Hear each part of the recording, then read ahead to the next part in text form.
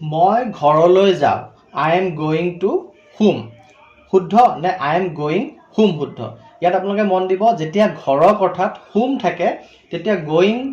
coming যিয়ে নহওক কিয় তাত টু প্ৰিপজিশ্যনটোৰ প্ৰয়োজন নাই অৰ্থাৎ আই এম গোয়িং হোম এইটোহে শুদ্ধ এই বাক্যটো